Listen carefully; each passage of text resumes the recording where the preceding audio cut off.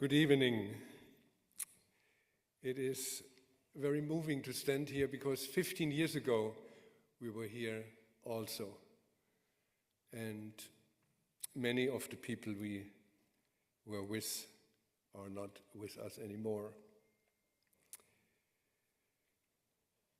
The Nuclear Free Future Award, as Chuck already said, was born out of the World Uranium Hearing. And the World Uranium Hearing in Salzburg in 1992 was an attempt to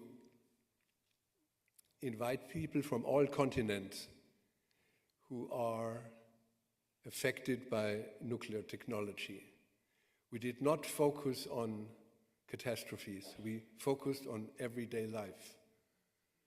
And we were also focusing on the very beginning of any nuclear technology, which is the mining of uranium. And this week was a historic week, and we could see that the majority of the people were indigenous people. We did not invite indigenous people. We invited people who were affected by the nuclear industry or by uranium mining. And what was very moving, that the people who came looked like victims. And after this week, when they left, they were different people because they realized we are not alone. And isolation is a strong weapon by the dominant society. And the World Uranium Hearing brought those people together.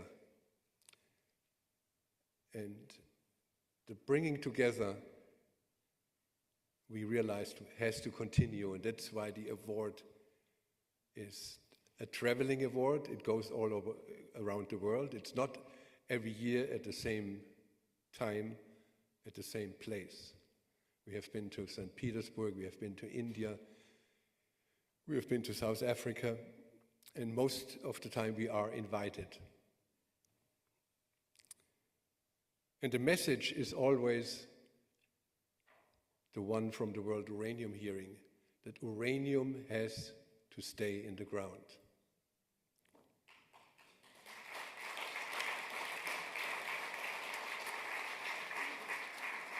And the award is given in 3 categories. One is resistance, one is education, and one is solutions. And in education, this time the award goes to India. And as Linda Gunther already told you, our laureate didn't get a visa to come here and send a video message. But his sons are here, and it's Satya and Surya Udayakumar. And I asked them both to come up here and introduce their father.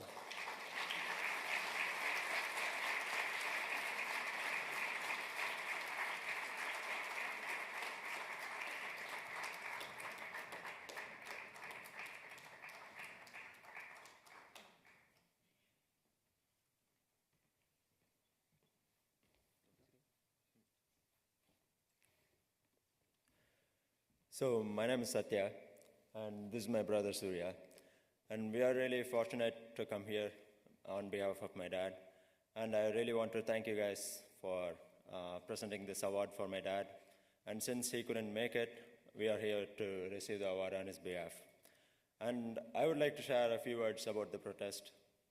So it all started when his grandparents died due to cancer.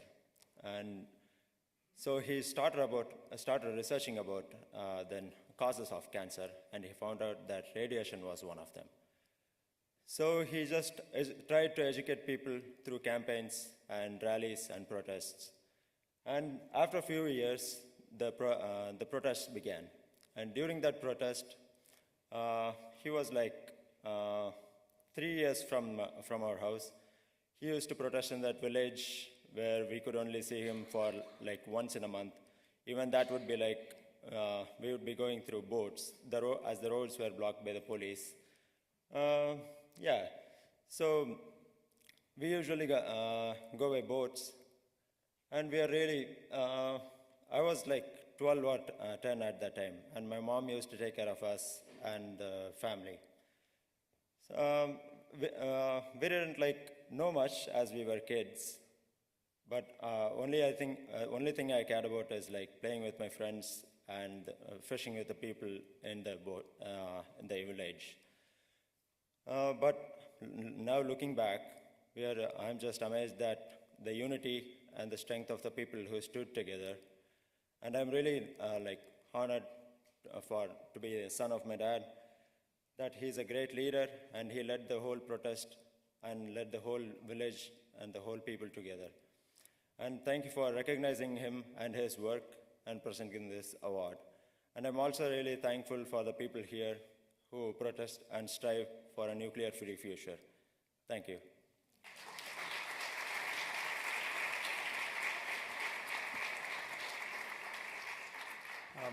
Yeah, I just wanted to add a few points that just Satya spoke about. During the protest, it has been about 10 to 15 years since this happened. And since then, our family had to go through so many things, so many struggles.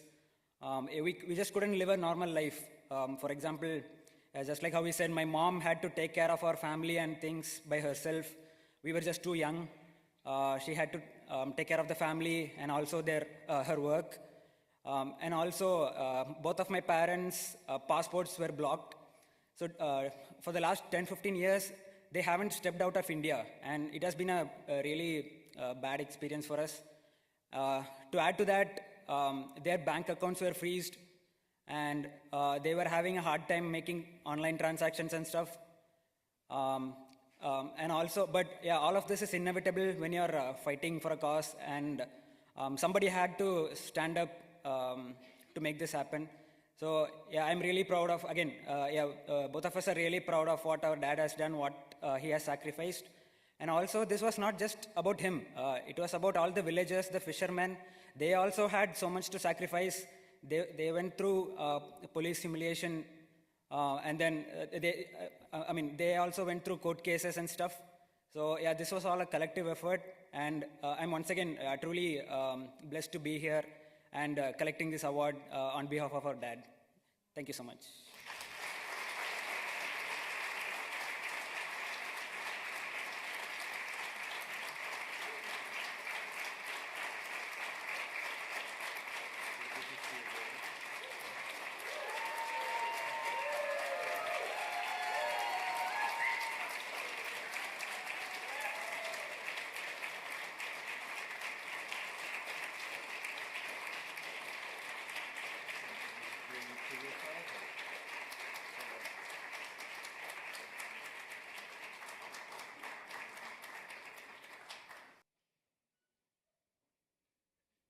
Good evening to all of you.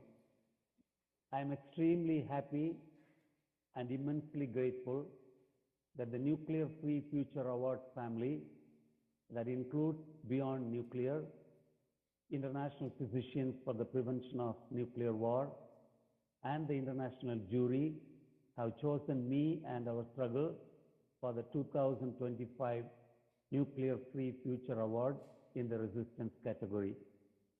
Tens of thousands of people, including children, youth, women, and men, are struggling against the Russian-supplied Kudankulam nuclear power project near the southernmost tip of India. Several people have sacrificed their lives. Scores of people have gone to prison.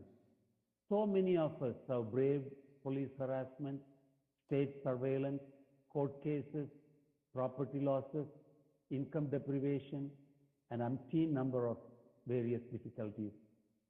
Lots and lots of religious leaders, community leaders, political leaders, lawyers, film personalities, intellectuals, writers, publishers, poets, artists, media persons, international human rights activists, even some conscientious government officials, police officers, and the general public from all over Tamil Nadu, my state, and the larger India have contributed significantly to this 2011-2014 phase of a much longer struggle. I know that you cannot honor all the people who have taken part in our struggle, and that I have been chosen as a representative of all of them. On behalf of all those thousands and thousands of fellow protesters, I humbly accept this great award. Thank you. Although I am disappointed that I could not be with you all this evening and accept this award in the hall where the great emancipator, President Abraham Lincoln's voice had once reverberated, I'm glad that my sons, who had to undergo so much suffering, are receiving this award from you and celebrating this timely and important recognition of our people and the struggle. The struggle against the Kudankulam nuclear power project began back in 1988, right after the Chernobyl accident in April 1986. The government of India has adopted the 4I strategy of ignore, insult, intimidate, and incinerate. We were totally ignored when we asked for the basic information about the project, such as the detailed project report, environmental impact assessment, site evaluation study, safety analysis report, etc. When we persisted with our campaign, we were called all kinds of names, that we were anti-Indian, anti-national, foreign-funded, American stooges, left-wing radicals, and so forth. When we still pressed ahead with our campaign, the state came down upon us heavily with 349 cases with very serious charges, including sedition, waging war on the state, attempt to murder, and so on. We are attending court hearings even now. Our passports have been impounded, bank accounts frozen, lookout circular issued, our property is vandalized, and we are still being treated as dangerous criminals. We were physically attacked when we went for a dialogue with government officials. Several of us were imprisoned for months together, and few of us were shot to death by police and killed by low-flying Coast Guard planes and prison negligence, etc. Because of all this high-handed behavior of the state, the concerted campaign was ended in 2014, but we have been propagating our anti-nuclear messages to the people of India through peaceful and democratic means. Our messages are simple and straightforward. Nuclear power is not cheap or safe or clean or climate friendly. Nuclear power and nuclear bomb are both sides of the same coin. Nuclear reactors are stationary bombs, and nuclear bombs are moving reactors. Nuclear power is not suitable for a country like India that is highly and densely populated. As you all know, the world's worst industrial disaster took place in the Union Carbide pesticide plant in Bhopal in December 1984. The debilitating chemical waste of the Bhopal gas disaster has just been removed after 40 long years. Both nationally and internationally, the nuclear hawks and hawkers promote nuclear power as the answer for climate destruction.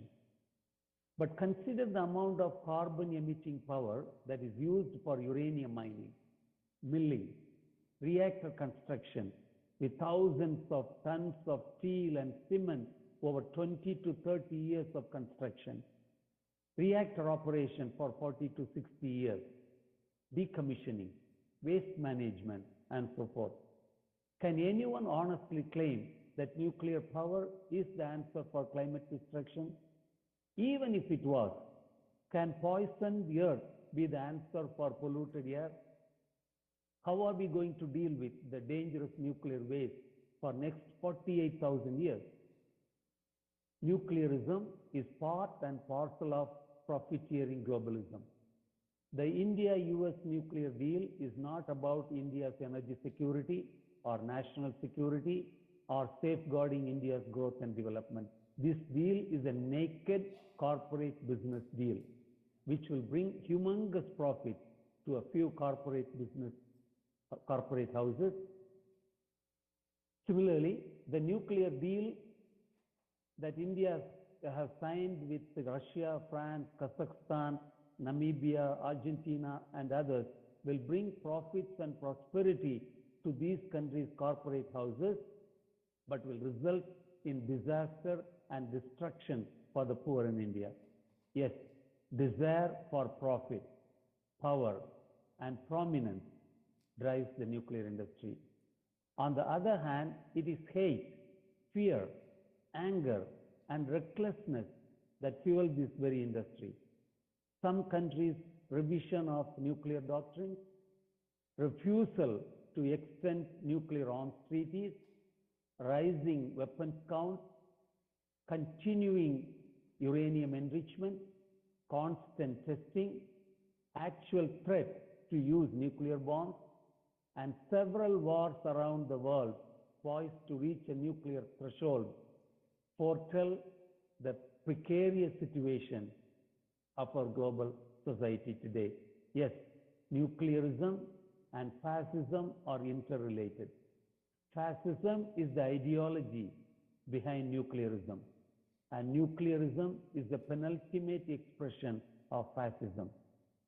When all is said and done, this beautiful planet of ours, the Earth, can be likened to a humongous commercial airplane with clear class divisions, limited supply of resources, lopsided opportunity structures, and unbalanced entitlement arrangements, etc. And this plane of ours has been hijacked by the P5 and the other nuclear states such as Israel, India, Pakistan, North Korea, and who knows who else.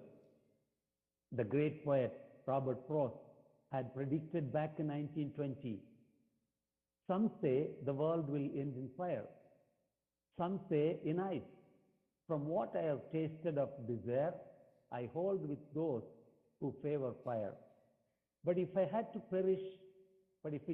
perish twice, I think I know enough of hate to say that for destruction, ice is also great and would suffice. The delegates of the third meeting of states parties to the Treaty on the Prohibition of Nuclear Weapons, who are meeting in New York City right now, have a tough task ahead. We wish them all the best. And let us continue to strive for a nuclear-free future that will have no deals, no mines, no reactors, no dumps, and no bombs, nowhere in the world. To quote my favorite Robert Frost again, woods are lovely, dark, and deep, but we have promises to keep, and miles to go before we sleep, and miles to go before we sleep. Thank you.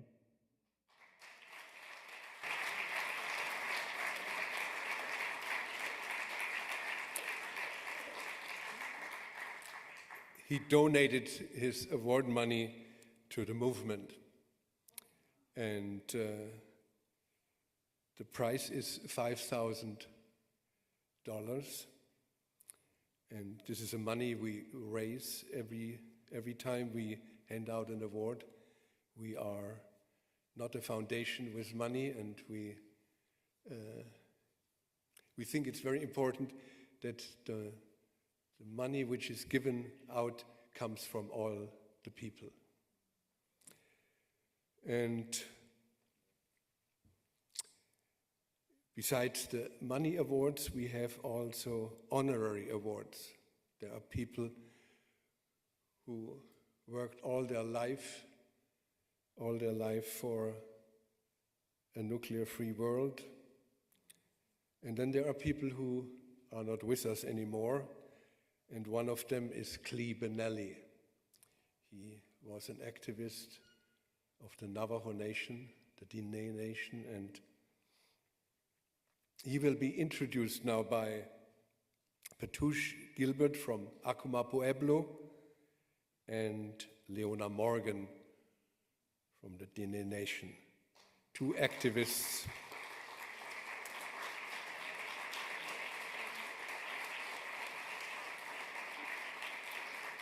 and the award will be received from Klee's mother, Bertha Benally. Hello, I am Petuj. In my language of Alkama, Petuj is my birth name. And in recognition of Klee, I just want to say a few moments of my presence with him as an activist. Klee was one of those persons that was on the ground activism, much more than some of us who may just talk. He was a man of action. I remember when we were fighting the desecration of Humphreys Peak, Sipina in my language, the San Francisco peaks, he would chain himself to the machinery. I remember him when we went to Washington, D.C. to protest the anti-nuclearism in front of the Environmental Protection Agency. They unfolded a flag 10 feet by 20 feet long inside the EPA building. And I had told Klee as an activist, I do not want to see anybody get arrested in Washington, D.C. Well, they unfurled that flag inside the EPA. I was one of the last persons to leave the room, and as I was walking down the steps, here comes this big flag coming above me. So that's the kind of person he was. Before he died, he published a book. So if some of you, this is not available on Amazon.com, by the way, because I tried to get it. If the title of the book, No Spiritual Surrender. In the Spirit, No Spiritual Surrender. No Spiritual Surrender. That's the title of the book. So again, this is just my small story of the activism of Klee, and Leona here, my colleague, both from, again, the Diné Navajo community, will tell you more. Thank you, Petuj. Thank you, Petuj. Good evening. Yat e she e todich eatni nishle tena bitni bashichin ki ani dashiche tohoglini dashanella. My name is Leona Morgan, and I have had the pleasure of knowing and working with Mr. Klee Benally. I honestly don't remember when I actually met him. I remember going to see Blackfire when I was in college. I remember going to activist events and seeing him speak. And in 2016, we started a fight together. We started a campaign called Haul No. In Arizona, Klee was working to stop the Pinyon Plain uranium mine owned by a Canadian company called Energy Fuels. In New Mexico, we are also fighting Energy Fuels, which is planning to mine uranium on Tzotzil, our sacred mountain, Guestama to Petuj's people. And our fights were combined because we knew Energy Fuels owns the only uranium mill in the country. So no matter which direction it's coming from, Energy Fuels would be going through our homelands, our Diné Bikeya. And so this week, there was an article put out that the United States Forest Service is making it a priority to push forward the uranium projects on Mount Taylor. Petuj's people are living within the watershed of this area. And again, it's our sacred mountain to the south. So with that, our fight not only continues at the Pinyon Plain, but across the Southwest, because right now, the nuclear monster is alive and well. Ever since we stopped purchasing uranium from Russia, ever since Biden and more than 30 countries have committed to tripling nuclear energy in the world, we are the ones that will bear the brunt of the uranium extraction and processing. And with that, I just want to read a statement to share some words from Klee's most beloved, his partner in crime, his partner in life, Princess Benally. So these are the words of Princess Benally. My husband had said about the work he did, about the actions he went to, the projects he was a part of, that it was never about the awards. It was about building stronger, healthier communities that people could live in. His fight against the mines and industry that threatened the environment was also a fight to protect our communities and our ways of life. The projects he took on, taking a stand to protest against the Snow Bowl, joining other organizers in fights for land and cultural protection, writing and playing music that addressed the social and environmental threats to our Mother Earth, fighting and raging against resource colonialism, the uranium and coal mines that have threatened our Dene and indigenous communities, where the so-called United States and other patriarchal governments sold away the resources that should have stayed in the ground. They were all a testament to his conviction.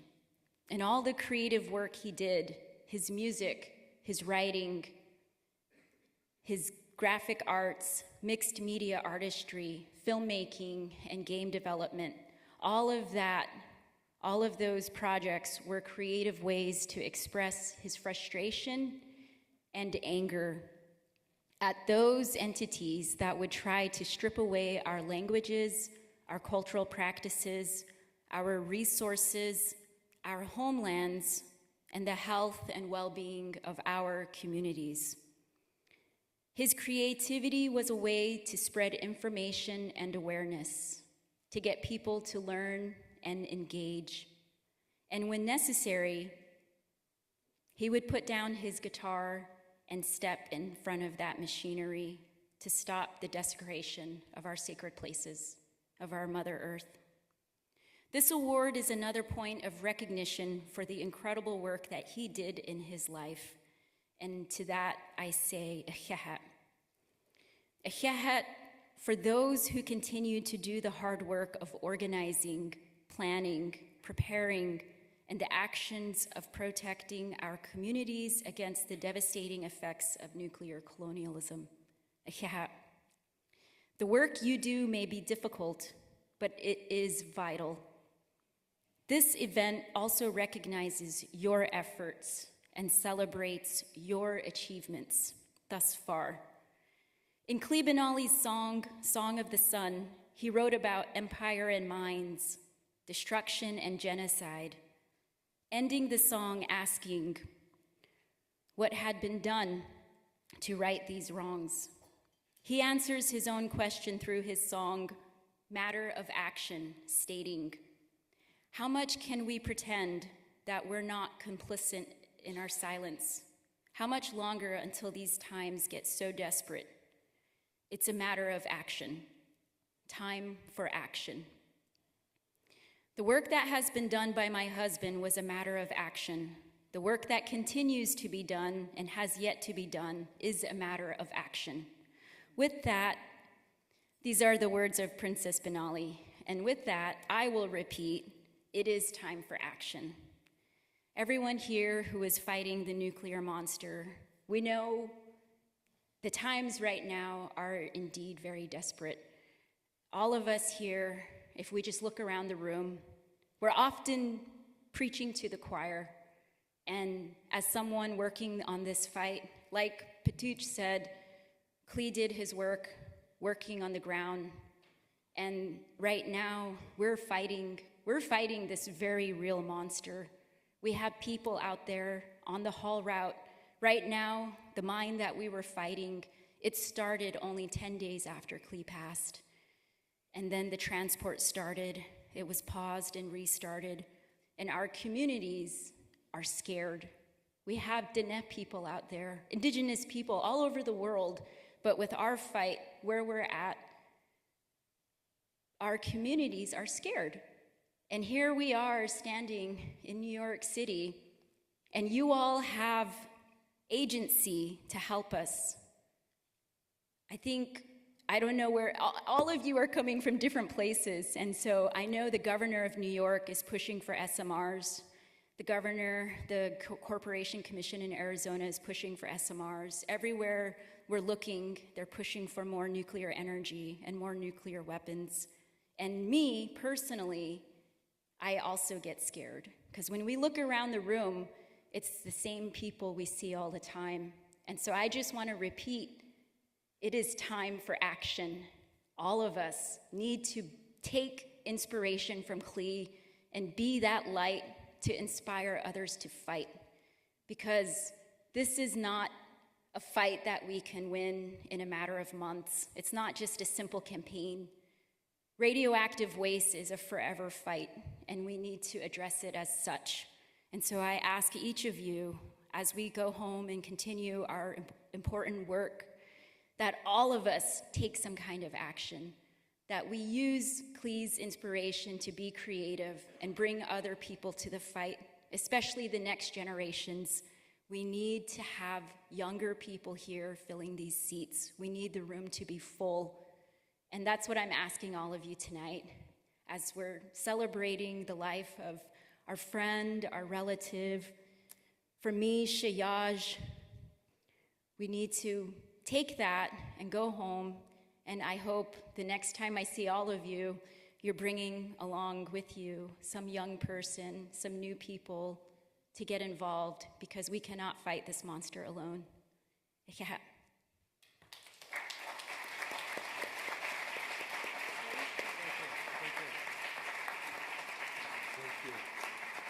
Thank you, Klaus. I ask Bertha Benally to come up and receive the award in the name of Klee.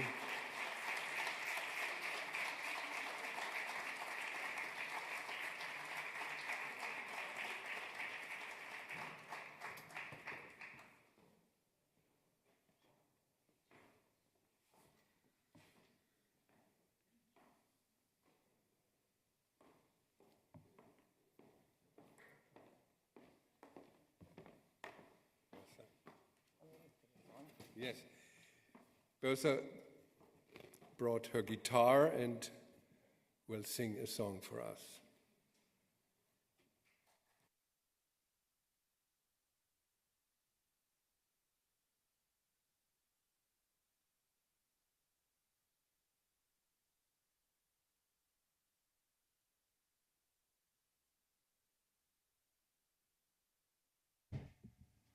I can't.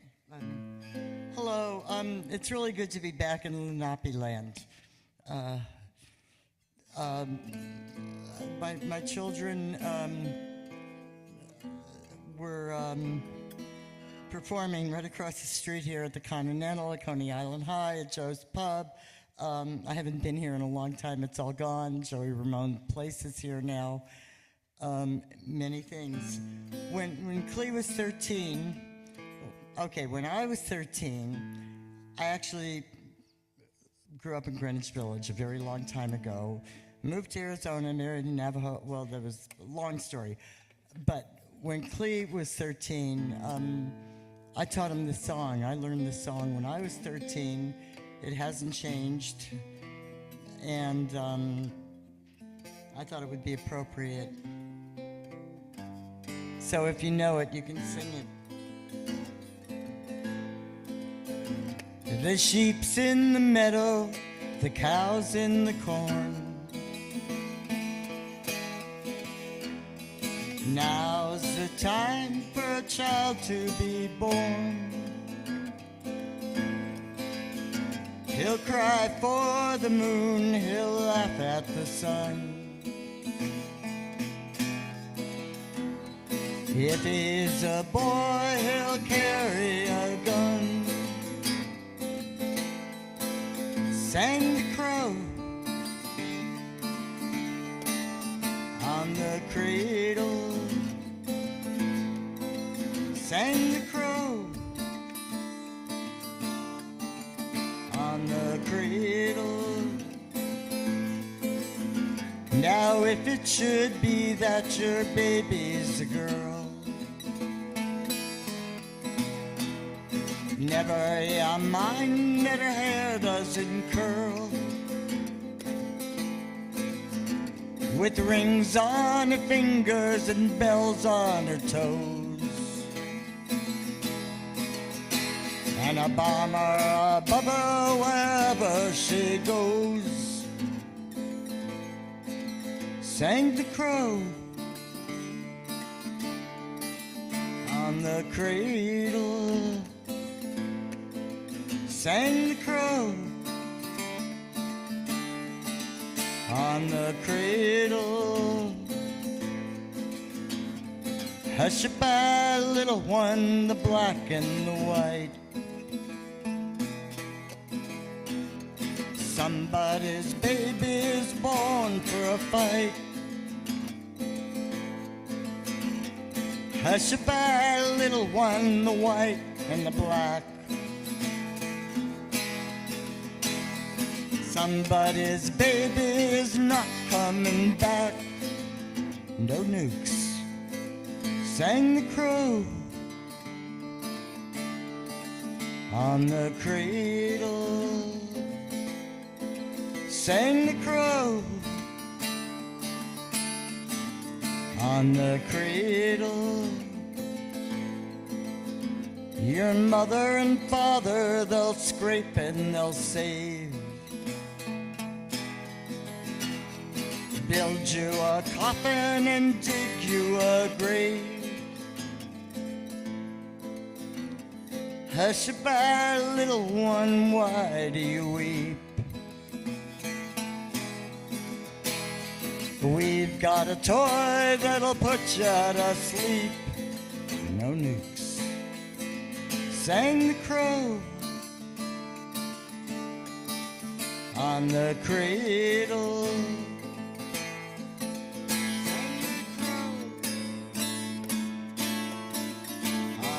Cradle. Now bring me a gun and I'll shoot that bird dead. That's what your mother and father once said. A crow on the cradle, what shall I do? These are the things that I leave up to you. Sang the crow on the cradle, sang the crow on the cradle,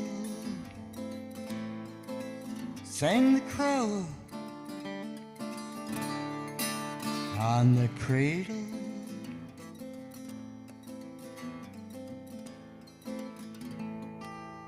Crow on the cradle, no nukes.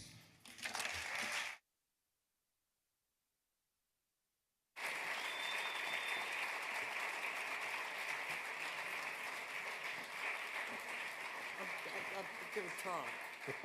They told me I could talk too. Yeah. They told me, Okay. yeah. So my son and I used to sing that song all over the world as Blackfire with Janita and Clayton and their dad, Jones Benally. We were very blessed to be able to come and meet Klaus in Munch and go to Africa, go to the tip of Norway, go to the Yukon, go all over the world, into a lot of European countries, a lot of Eastern European countries. And always the message is the same. We have to work together. Klee's voice, he was the front man, so Janita and Clayton really didn't get to sing. They would sing backup. And so his voice was strong and heard throughout the world. And their music that they wrote together as Blackfire was powerful and poignant and real. My son was born into a place on the Navajo Nation that was filled with forced relocation and genocide of over 18,000 families, both Navajo and Hopi, because of Peabody Coal Company. He grew up going to BIA meetings, fighting them because I didn't have a babysitter. Along with my other two kids, they were all born really close together on the reservation. And learning about these issues, seeing his grandmothers cry and weep, why do we have to be forced off our land? Why are you taking the liver, the coal, out of our earth that's going to kill us, it's going to harm us? This is how Klee was raised. We moved to Tucson in Arizona, in Grand Canyon, off the reservation. We did not relocate. We're still fighting relocation on the reservation. And learned when my children were very young that the cancer rate was extremely high. Anybody here ever gone to Grand Canyon? There's a uranium mine, the Orphan Mine, that was right there, right where you go. And the guy they would take the tailings and dump them right by the school that my kids were going to. It's like, this is not good. This is how Klee was raised. On the reservation, there was a place called Rare Metals, and it was a processing plant. And it had shut down, and it left piles and piles and piles of tailings. There's over 1,500 abandoned uranium mines on the reservation. I gave my kid a Geiger counter for his birthday. And it was a good thing to do, because this is what we're all here fighting for, the same cause. But the disease, the cancer, the illnesses, Klee's voice is very powerful. It's still powerful because it's in each and every one of you. And so these are the things that, as Leona had said, we stand up for. We work together. I don't care what anybody thinks. They don't get along with one another. We're fighting for the same damn cause. Look around at what's going on in the world. Look at this country in the last few weeks of what has been happening. How can we tolerate this? And, I'm stumped. I don't know what to do. I don't know what Klee would have done right now. His thing was taking action, and that was it, chaining himself to things. I don't know how many times that boy got arrested, but it was quite a few. And luckily, he didn't spend any time in jail. When he got ill, he was worried about what was going on and who was going to carry on things. And it's like, this has been going on a long time. You're okay to go. You can leave. But my heart is broken of losing my son. And I'm sure many people are here too. We go on. We carry on. They're still with us. Our spirits, they're still the love that we have. They're still with us. They still guide us. My son is still guiding me. And we work together. I don't care what your differences are. We're all one five-fingered people. Our colors of the skin's different, a little language is different, whatever. We're walking on this planet together. We have to help one another. And that was Klee's ideals and his thoughts. So I'm very honored to be here tonight and grateful that you are honoring my son. And as we all know what we got to do, no matter what, we got to keep stopping these idiots from raping this planet. Thank you. I'm sorry. You might know those Dutch plates with windmills. And windmills are the past. And friends of mine in Berlin, two artists, said, what about, let's just go into the future and look back when nuclear once was the energy source. But we have reached a new era, and let's make plates of the past. So the honorary award for a number of years now is a plate where nuclear is the past. And in the back says it's handmade. So that is the Lifetime Achievement Award. Thank you. With the nuclear power plant, Yes, in Bavaria. we have to stop nukes. Thank you, guys. I'm honored. Thank you, Pastor. And good-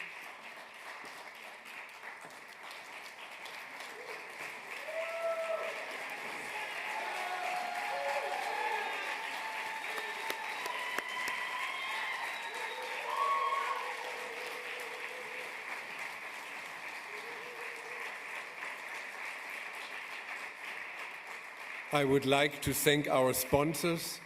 They are listed in the program. And I would like to move now to the education category, which goes to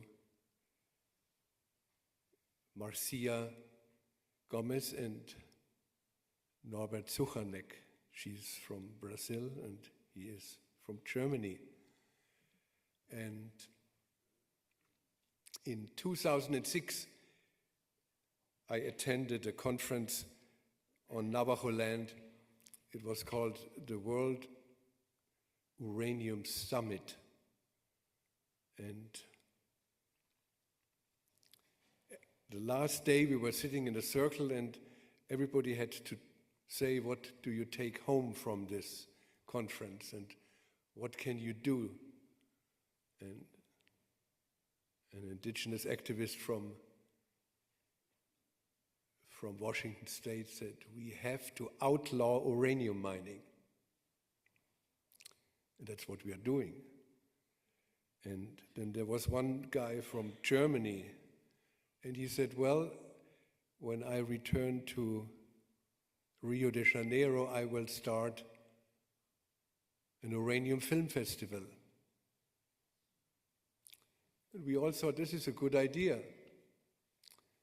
But it is not always the case that an idea becomes reality. And all of a sudden, there was the International Uranium Film Festival.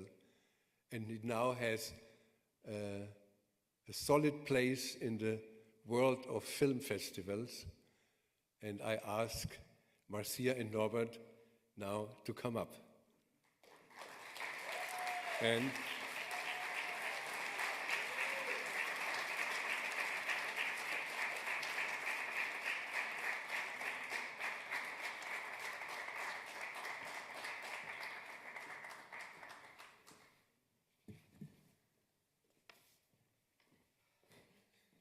so, are you ready for the award? Oh, thank you so much. Good. Please, the microphone is yours. Okay. Maybe together. Yes, we make it together, Marcia. Like we made the festival together for the last 15 years. Okay. Boa noite. Good evening. Oh, and thank you, Klaus, again, and the whole Nuclear Free Future Award team. You have no idea how much this award in education honors us. And today is a real day for celebration. This morning, Marcia and I, we woke up in this city that never sleeps and found we are number one. We are top on the list, king of the hill. And we said ourselves, if you can make it in New York, you can make it anywhere. It's true. 15 years, International Uranium Film Festival. That's a long time. And at the same time, it has flashed before our eyes in a second. Well, it was not easy. It was a stony road from the first idea that came to me in 2006, like Klaus said, at the Indigenous World Uranium Summit in the Window Rock, to the first Uranium Film Festival that took place in Rio de Janeiro in May 2011. It needed more than just bravery, courage, and creativity. We had to cross unknown bridges and build new ones. He had to overcome mistrust and disbelief from all sides, a journey against big waves and strong currents. Well, the great movie director Orson Welles said once, "I've wasted the greater part of my life looking for money. Making a movie is about 2% filmmaking and 98% hustling for financial support." Well, we can say the same about making a film festival like ours. One of the hardest things to do when organizing our film festival is to convince people to donate something that's not a panda bear. Well, but we were sure we are doing the right thing, because we are doing it for the victims of the nuclear industry. So we started the festival alone and without sufficient financial support. We hoped that the support will come next year, but we were wrong. It didn't come. But still, we kept going because of the people we met only because of our festival. I remember one young lady that showed up at our first festival that we held 2014 in New York City. She said that she saw all the films and that the festival has changed her life. The same happened in several other places and countries like Brazil, India, Portugal, and Germany. And we did not give up because of the filmmakers. I don't know why, but they kept us sending their films to us. Some of them are now here with us to celebrate with us. Well, maybe you can stand up. I think it's difficult to see, but there is Heidi Huttner. Yes. Ari Besser. We have Miguel. Ari Besser, that is. A new filmmaker. We have Robert Fry from New York City. Miguel Silveira from Brazil. Kirsten Larvik, producer. And Jeff Geib, a new filmmaker too. Yes, over there. Well, Alguém que chegou depois, que não I don't vimos? know, is there Greg Mitchell today? Or others? Oh, he's wonderful. Oh, anyway. So anyway. Aquele menino. Ele. Ah, see, this Yes, the new filmmaker. Jeff. And Welcome to the nuclear family. one filmmaker couldn't make it, unfortunately. Oh, yes, I've forgotten them. Yes. Please stand up. E também aquela que está com máscara. Sullivan. No, not there. Okay. So, one filmmaker from New York, unfortunately, he couldn't make it. We were informed today that he died a few days before. Robert Richter, he died with 95 years old, and we showed his film, a wonderful film, it's called The Ultimate Wish, Ending the Nuclear Age. And we share his wish together with him. And Yes, Sullivan. Where is she? Ah, here. he is the Yes. producer. Thank you. Okay. We want to remark that the Nuclear Free Future Award in Education honors not only us. There are many more people honored with this award. People who joined us over the years and gave us the power to continue. there is filmmaker Shri Prakash from Ranchi in India. He organized with us a tour, a traveling uranium film festival across all of India. Imagine that, 10 cities, 16 venues across India in 6 weeks, from New Delhi to the eastern foothills of the Himalaya mountains, from there to central India, Hyderabad, and then to the coast of Tamil Nadu in the far south, and back to Bollywood, Mumbai. An unforgettable nuclear odyssey. Well, it was Mission Impossible #1. And last year, we did something similar across North America. Mission Impossible #2. And I can't forget my braver student and teacher from my public school in Rio de Janeiro, Adolfo Bloch Fire Tech.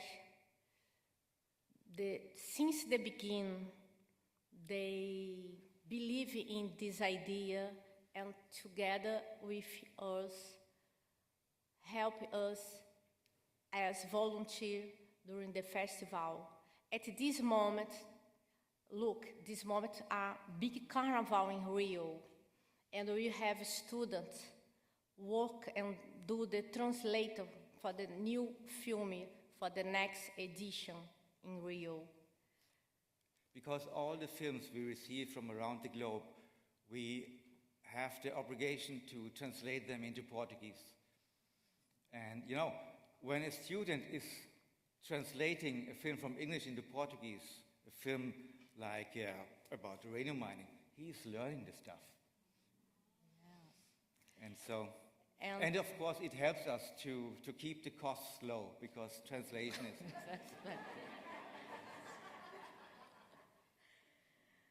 So? Well, I have to remember my friends in Berlin. Above all, depleted uranium activist Manfred Mohr, who is organizing the Uranium Film Festival in Berlin with us together since 2012. And I also have to remember our producer in Berlin, Jutta Wunderlich. She's right now trying to organize the festival in Berlin that we are going to have maybe at the beginning of October this year again. And, oh yes, I have not to forget the uranium weapon activist Damacio Lopez from New Mexico. When we had the festival for the first time in Rio 2011, without invitation, he just showed up, and since that time, he is a standing rock on our side. For example, last year, when we were at the Albuquerque airport, when the car rental company unfortunately declined my credit card, and for that had jeopardized our travel across all United States, there was Damacio Lopez. He simply let us use his own van to drive 10,000 miles. 10,000 miles from New Mexico to Arizona, to Texas, North Carolina, Chicago, Vancouver in Canada, then back to Las Vegas and Albuquerque. Yes, it's true. And another incredible fan and festival ambassador is Nuclear Hot Seats producer Libira Levy from Los Angeles. Our yellow heart is with her. Well, sometimes dreams come true, especially when there are people who share the dream with you. People like Dine, Anna Rondon, and Chris Peters, the president of the 7th Generation Fund for Indigenous Peoples. Thanks to them, we could finally establish the Uranium Film Festival at a sacred and magical place where it all began, Window Rock.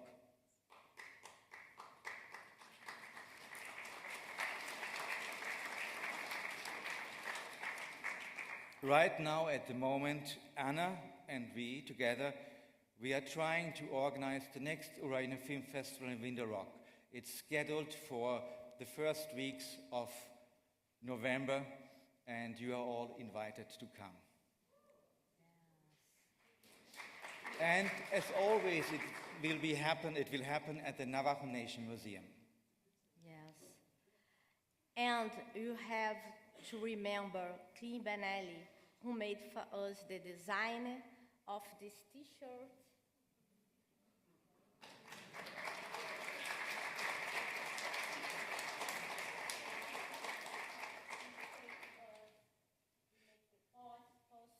Yes, since the beginning of our festival in Winter Rock, Klee Benally was on our side and made the designs of posters and stickers and folders.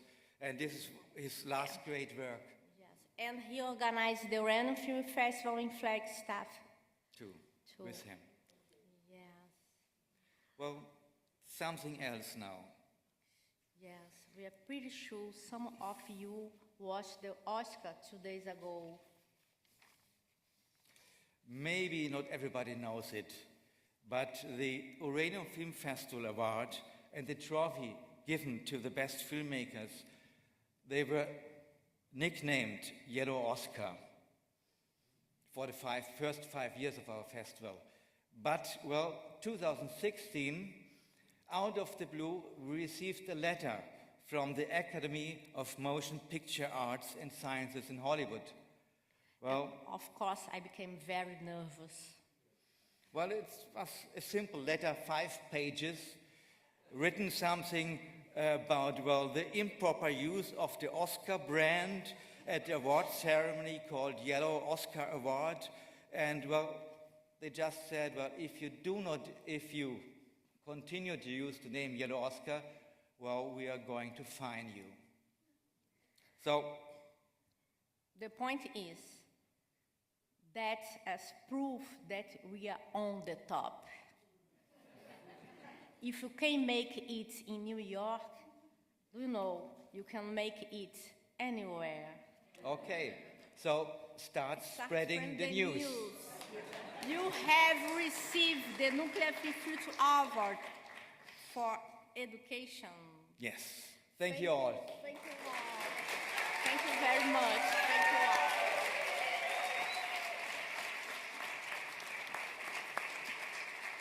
It's in here. This is the award.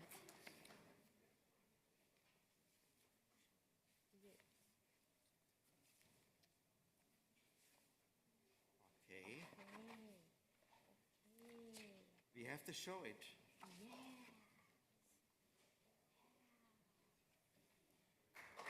Till Chuck is coming up here, I want to use the time and remind you that the photographs outside, if you haven't seen it yet, it's Robert Del Tredici's work. He's also here, and you can talk to him.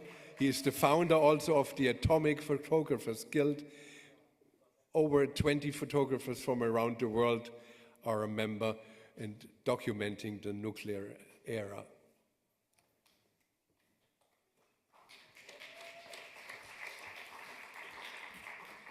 Yes, you should definitely check those out on the way out. Some of those are from the 1980s, and first shots of the inside of some of the nuclear weapons facilities and various other places where people hadn't gotten before. So it's worth a look. The next award is for solutions, and to introduce the awardee, I'm bringing up Noel Stott, who is from South Africa. He works for VERTIC, which is the Verification Research, Training, and Information Center, which works on verifying whether facilities remain safe from making nuclear weapons, and His current project focuses on harnessing and sustaining countries' capacity to contribute to nuclear disarmament verification.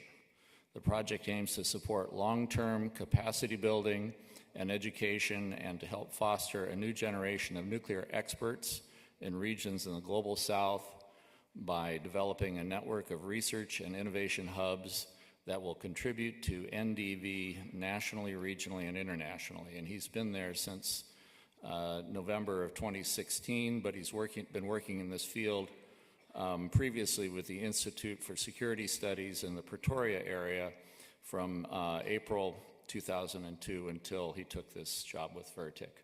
So please come up, Noel. Thank you.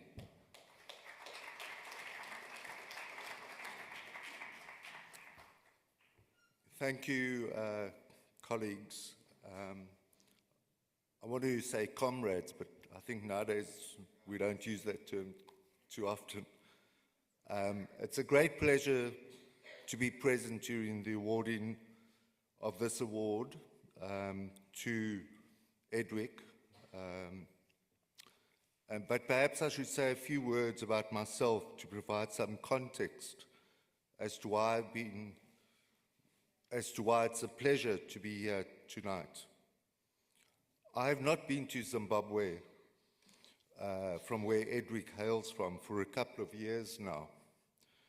In the 1980s, Zimbabwe was, for many of us in South Africa, our second home, a space to experience a liberated country and a country that some of us wanted to learn from in terms of our own struggle against what at that time we called colonialism of a special type, a concept uniquely applied to South Africa. Many years later, in the 2000s, I had the misfortune to experience the inside of one of Harare's jails, to put it nicely. Edwick doesn't know the story, and I only tell it to reinforce my belief that we as civil society need to sustain our struggles for the long term and claim no easy victories. This is very relevant to the nuclear weapons issue. The TPNW is a victory, yes, but not the end of our struggle for a world free of nuclear weapons, and how to deal with climate change and link our struggle against nuclear weapons with the imperative to address the coming catastrophe if we do not deal with the climate crisis. I was first introduced to Edwick by a colleague who shared her enthusiasm to be part of a Vertic project for whom I work for, as Chuck mentioned. The project established what's called the African Nuclear Disarmament Verification Hub. And as Chuck said, it aims to enhance the involvement of Africans in the development and strengthening of practical and effective nuclear disarmament verification measures. As such, we try to provide a platform by which Africans can undertake research into both the conceptual and the political and practical disarmament verification measures. We also aim to identify relevant lessons learned, or that could be learned, from the dismantlement of South Africa's nuclear weapons for multilateral nuclear disarmament verification in the future. And we also try to raise awareness amongst African students and young professionals of the importance of nuclear disarmament and non-proliferation as a field of study, activism, and even a career path. From the moment we met, or that I met Edwick, it was clear that her passion and vision extended beyond the need to build technical expertise. She strongly emphasized the need to integrate gender and humanitarian perspectives into nuclear disarmament and verification capacity building. She insisted our work should not only reflect the expertise of nuclear engineers, but should also include voices from diverse sectors, ensuring that interventions address the broadest societal impacts of nuclear weapons. In 2024, Edwick's commitment to advancing these ideas was further demonstrated when we requested her to submit a proposal for a research paper in response to a call that we had put out.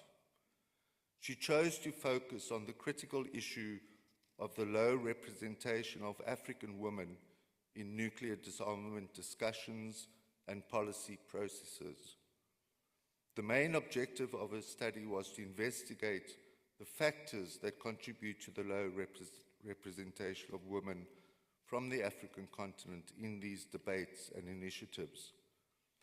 We accepted her proposal, and she went on to also evaluate governmental perspectives on the role of African states in nuclear disarmament verification as non-nuclear weapon states. Interestingly, and this shows why I told the story, she found it very difficult to write, as simple things like getting access to information on the ratio of women to men participating in such discussions at the national level and the number of women employed in the nuclear non-proliferation and disarmament sector, broadly defined, proved to be a challenge in the African context generally and in Zimbabwe in particular.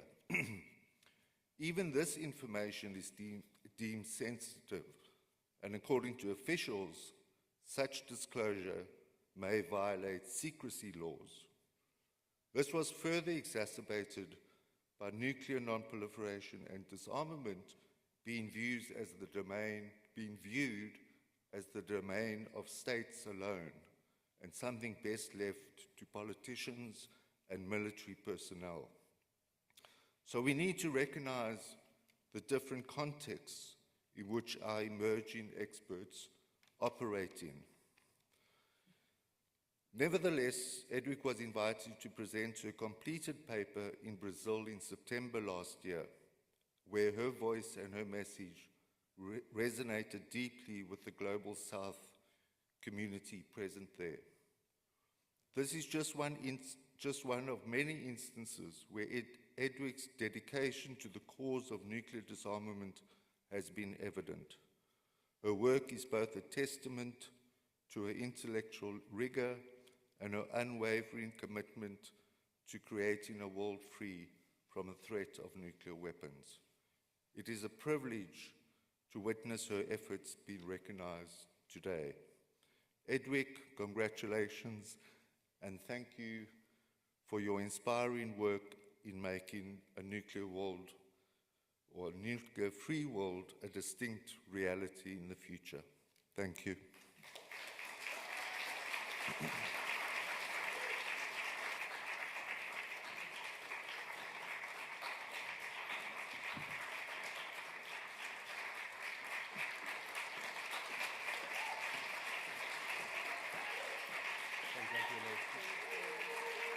Maybe for a picture for the photographers.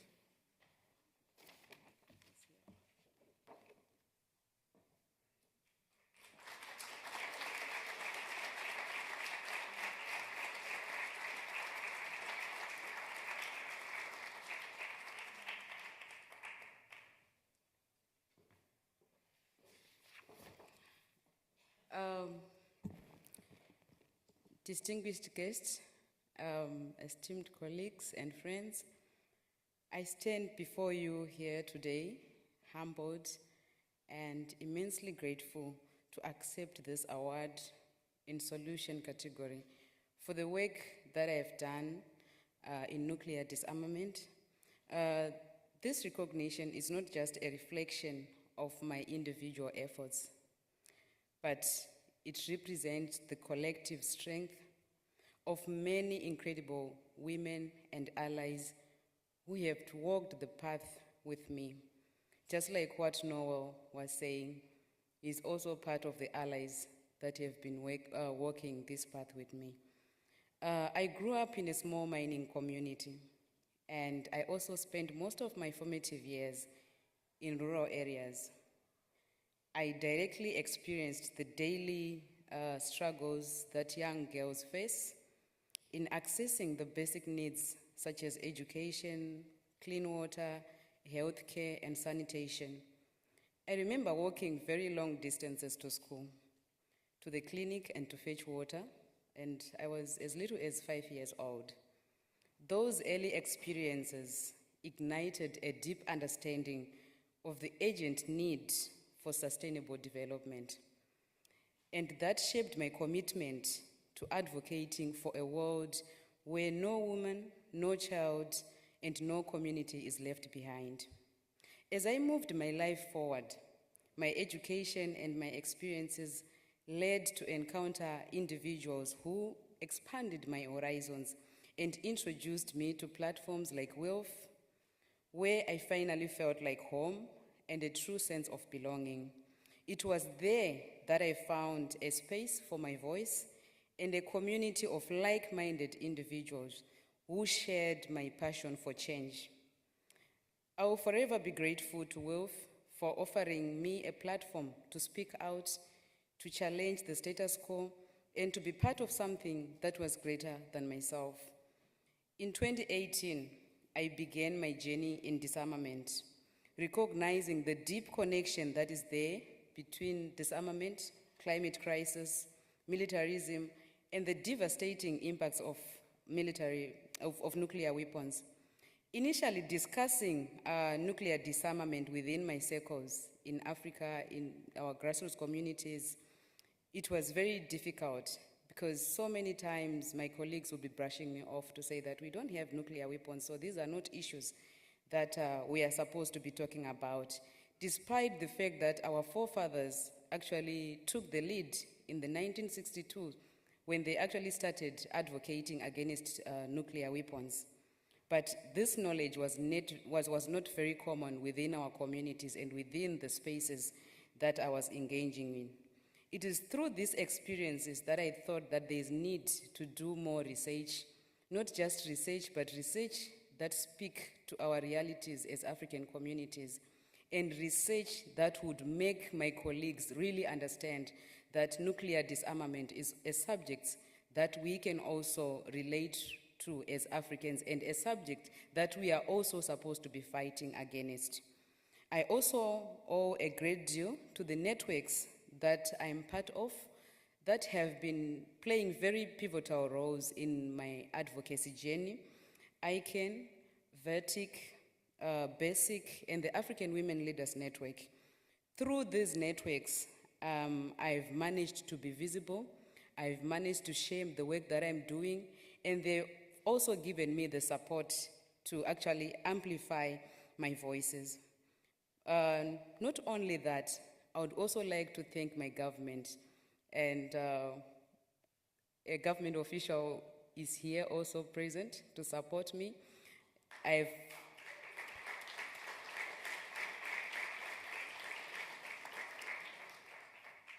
have also received immense support from my government since 2018. And this afternoon, I was having a meeting with our ambassador.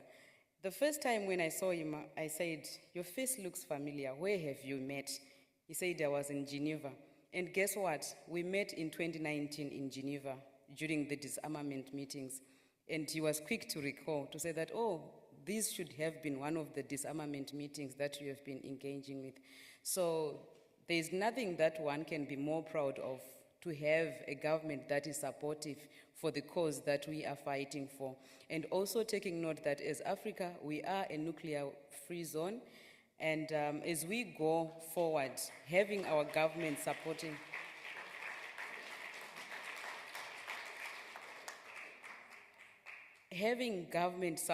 the work that we are doing is actually encouraging, and it actually also inspires us to do more.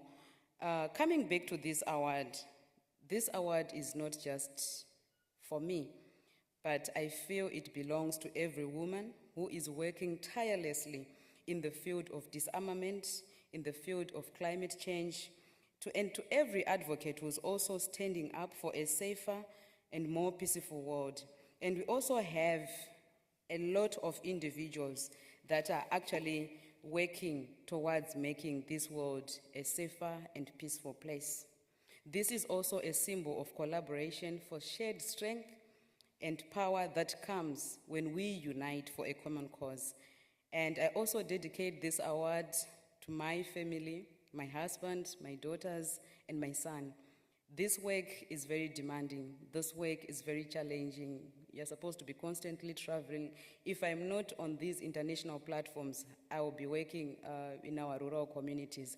I remember last week I was having a Zoom meeting with Mark, and I was telling him that for the next 3 days I'll be in the grassroots. That's where we also do part of our work. So I'm hardly home. So I actually want to thank my family for the support that they've been giving me, because if it wasn't for their support, I wouldn't be here with you celebrating these milestones.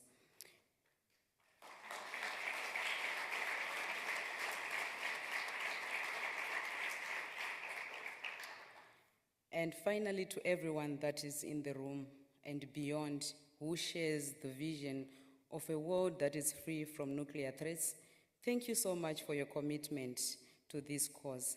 I'm sure together we can achieve more, because I believe that together we are stronger. To the organizers, I can't thank you enough. Thank you enough so much. The back and forth emails that we were sending to each other, trying to arrange for the visa. I truly appreciate you.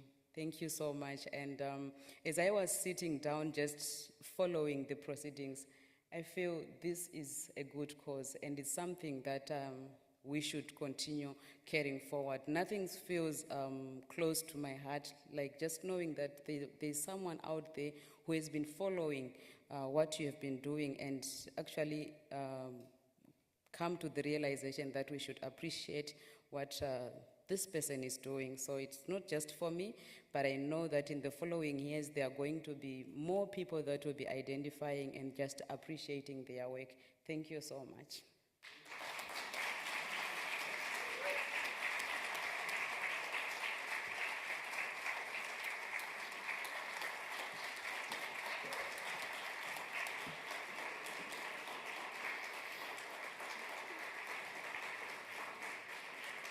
And we have one more award, a second honorary award for lifetime achievement. And that one goes to Joanna Macy.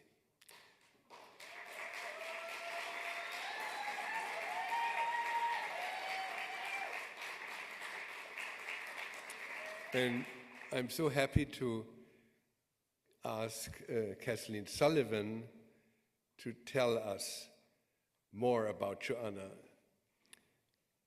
Kathleen Sullivan is from the Nuclear Tooth Project, a long-time fellow activist, and we both treasure Joanna Macy a lot. And Kathleen, I'm really happy that you are here. And Thank you, Klaus.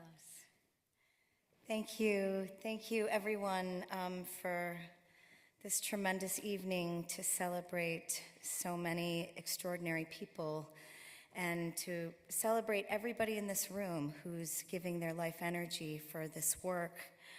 I'm not only from the Nuclear Truth Project, I also work with Hibaksha Stories, Youth Arts New York, and our founder is here, Robert Kronquist.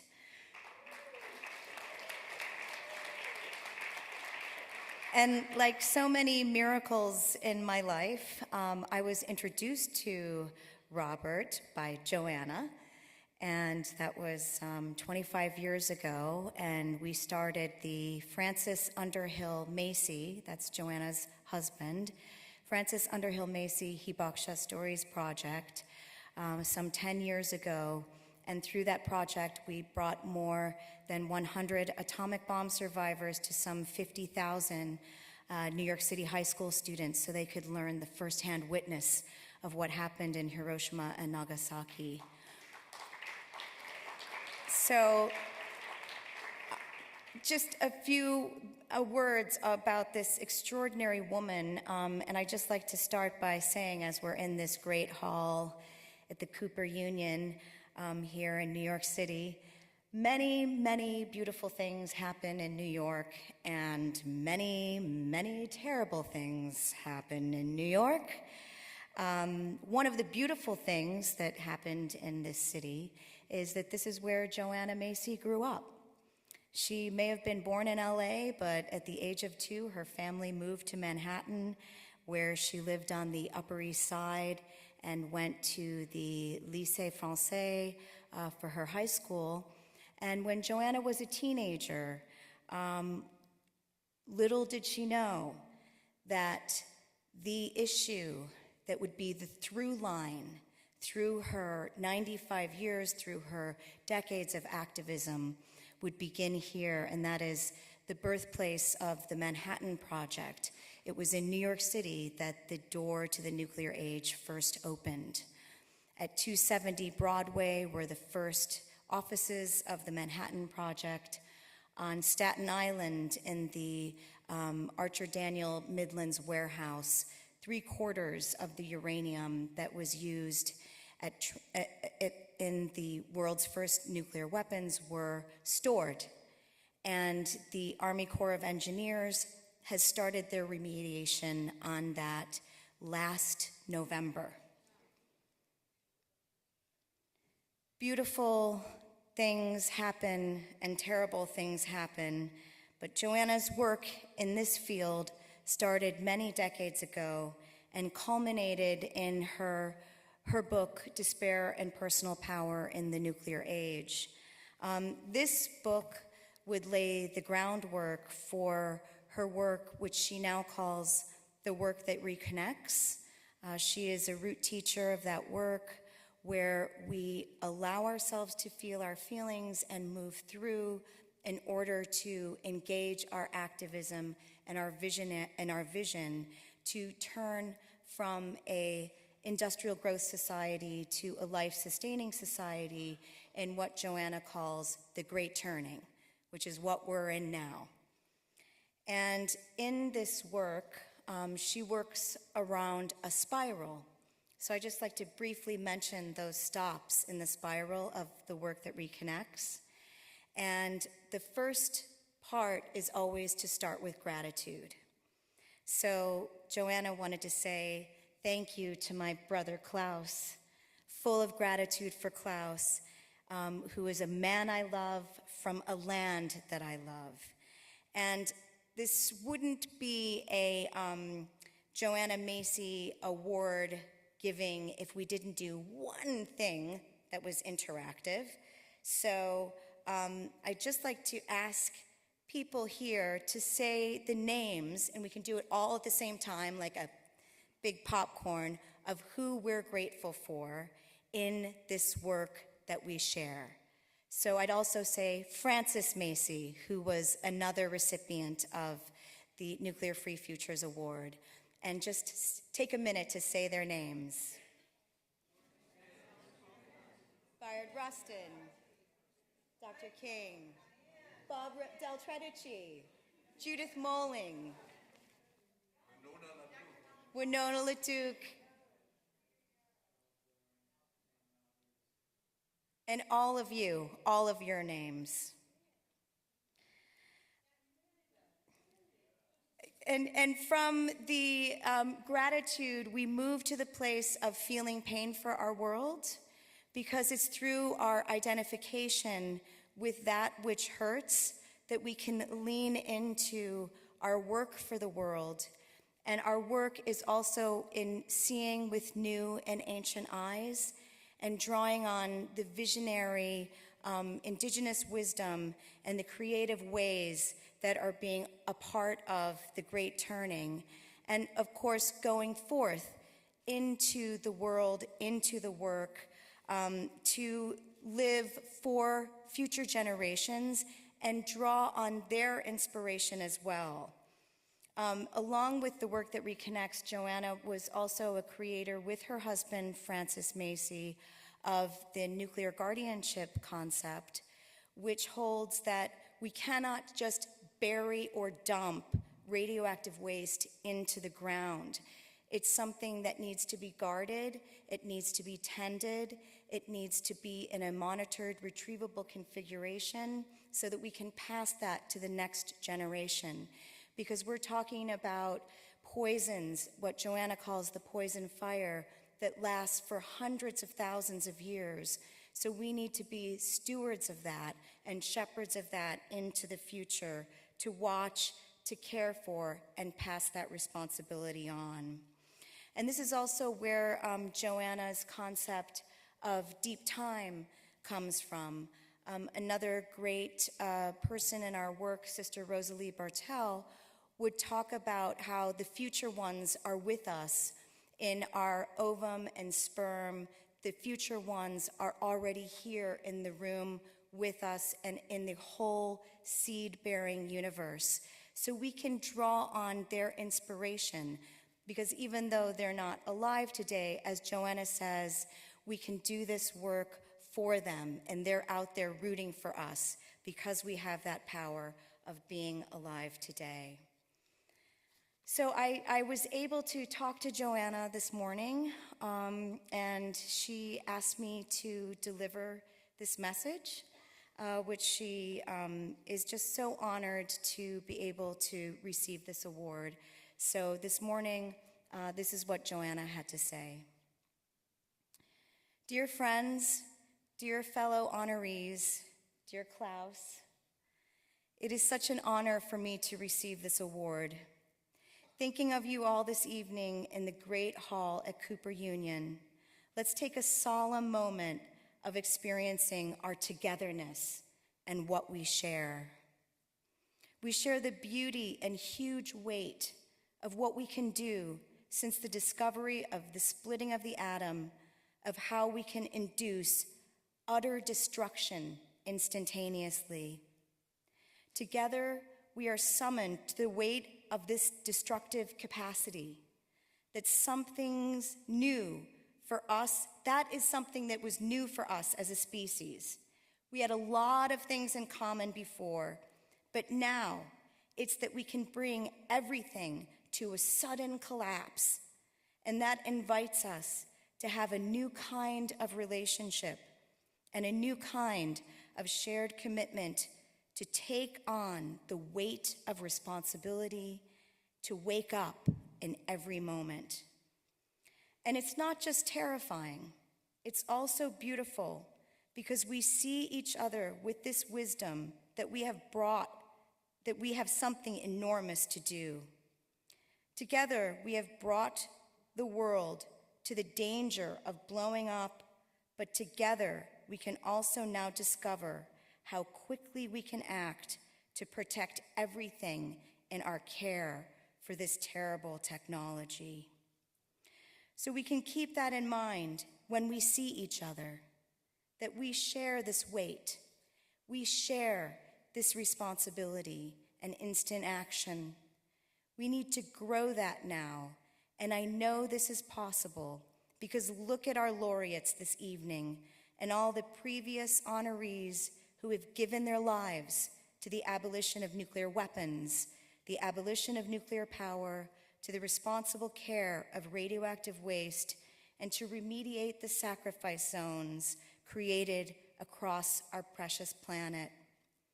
You all give me great hope that we can wake up in this moment together for all of life. There are so many people around us now, and as you hear my words, you can think of the names of those that you honor in your life and work with now, the many hands that join together to do what we have to do. We can blow up our world, and as fast as a thought can occur to us. So we have to make our being an altar of remembrance, that we remember we have the power to incinerate everything and everyone we love.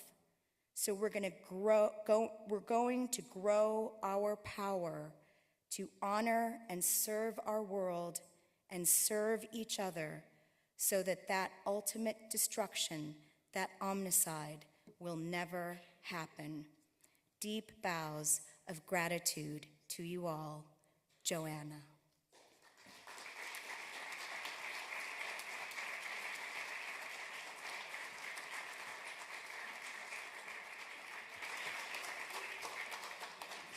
So you will be the carrier of the plate and the document of the award.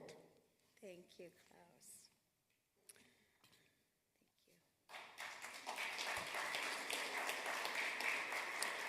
Well,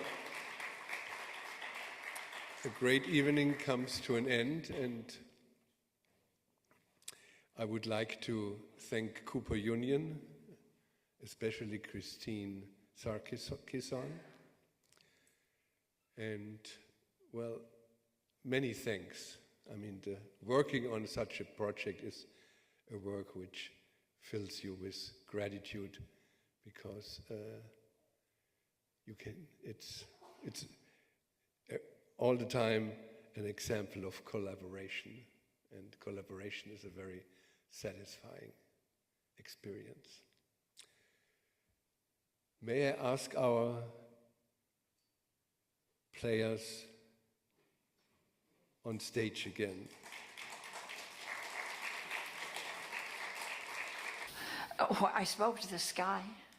I remember going out at night in our backyard in Syracuse, where I was studying at the time, and looking up at the stars and wanting them to see us, not to save us. I said, please see us, to see what happens to a planet when we haven't learned how to love each other. If we could be useful in that way, just in that way, it would make it so much easier to bear. It would, you know. That we could become an object lesson for the universe, or at least our part of this galaxy. Don't you think? Wouldn't it make it easier?